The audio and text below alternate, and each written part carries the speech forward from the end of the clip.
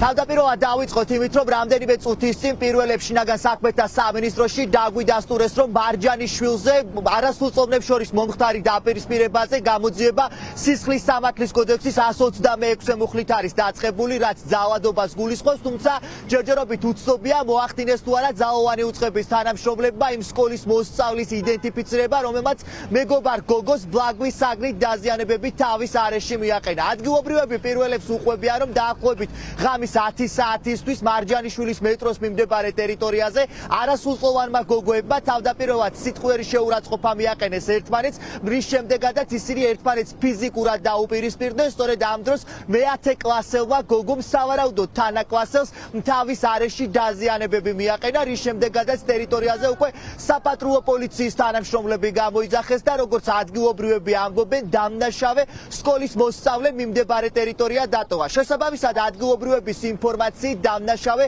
ამ დრომდე არ ყავთ იდენტიფიცირებული ძალოვანი უწყების თანამშრომლებს და შესაბამისად მე-10 კლასელი გოგო, რომელმაც თანაკლასელს ბლაგვის საგნით დაზიანებები მიაყენა, დაკავებული არ არის. შინაგან საქმეთა სამინისტროში ამბობენ, რომ მომხდარზე გამოძიება გრძელდება, მიმდებარე ტერიტორიაზე განთავსებული სამეთვალყურეო კამერების ჩანაწერებიც არის ამოღებული. შესაბამისად ახლა პოლიციელებს არ უნდა გაუჭირდეთ იმ გოგოს იდენტიფიცირება, რომელმაც დანაშაული ჩაიდინა. ახლა მიმდინარეობს გამოძიება, როგორც გითხარით, 126 მუხლით, რაც ძალადობას გულისხმობს.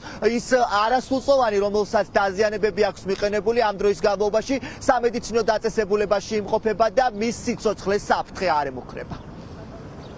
ავიგე ვიღაცა დაჭრეს აქ. გოგოებმა დაჭრესო? კარგად გადავიდა. გაიგეთ რომ დაჭრეს, ხო? ხო. ცევები ყველაფრის უყურა იყო აქ. მე ეგრე გავიგე რომ გოგოს დაჭრა. ჯერ თუ ვერ დაიჭირ, თუ ეძებენ, თუ დაიჭერს გუშინ გოგო მისამარზე წავიდნენ, არ ვიცი. დაჭრა და მერე მიიმავა? ხო. არიცით დაიჭერეს თუ არა, ხო? არ ხედე არ ვიცი. ეს მეში ჩხუბობენ. მე ამედოს ყურა დაჭრა. შეიძლება იჩხუბეს, ხო? თუ ჩხუბობენ, მაგენი ჩხუბობენ. ვიდა როგორია და უთხიდან და იქუთხიდან. ორივე უთხიდან იყო. ხოდისაც ამ ძალიან გვიანი არ იყო როგორც. არა, რა თუნდა რა, თამთე შეიძლება. აი, როგორია მოძრაობა, ძირითადად,